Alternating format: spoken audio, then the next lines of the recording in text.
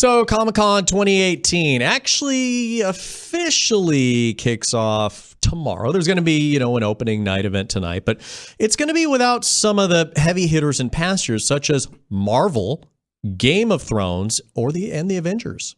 Yeah. Joining us on the KOGO News live line is San Diego State marketing lecturer Miro Copic.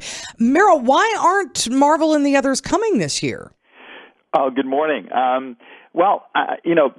It's a part of the normal process. Marvel had a huge year this year. They had Black Panther, Infinity War, Avengers Infinity War, and there's no big news from Marvel next year. All the news later this year, Ant-Man and the Wasp was also a big thing for Marvel that just rolled out the other week. And so the big thing for Marvel is actually Spider-Man, but it's being produced by Sony. So that license was given to Sony. Sony's going to have a big presence at this Comic-Con. Marvel's going to take a little bit of a step back because they got nothing to really talk about other than maybe the title of the next Avengers movie. Okay, so they have their reason. Now, do you think that the absence of these previous Comic-Con stars sends a signal for future conventions?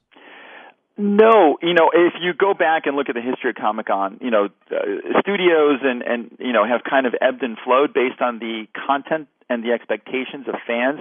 So this year, for example, DC Comics is going to be there with a vengeance because they've got an Aquaman movie, a Shazam movie, Wonder Woman's coming out in 2019. They're going to more than offset the absence of Marvel. Marvel will be there, just not in the same way they were last year. But a lot of other people are stepping up. Netflix has a big presence.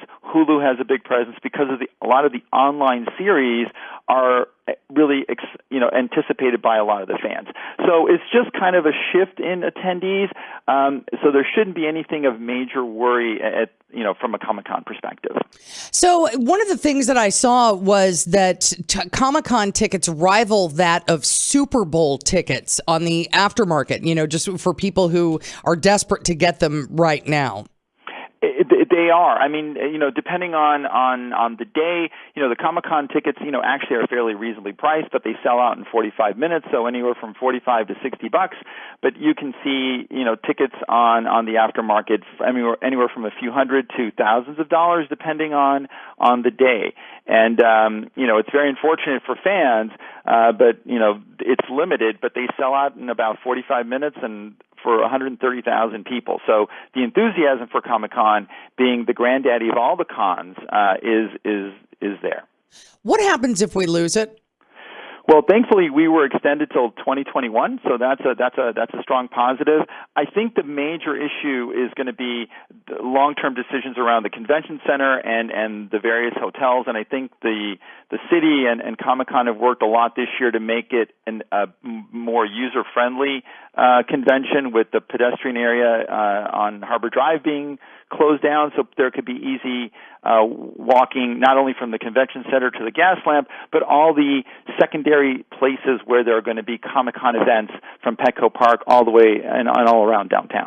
All right. Thank you so much, Miro. We appreciate it. Oh, pleasure. All right, guys. Have a great day. You too. That's San Diego State marketing lecturer Miro Copic.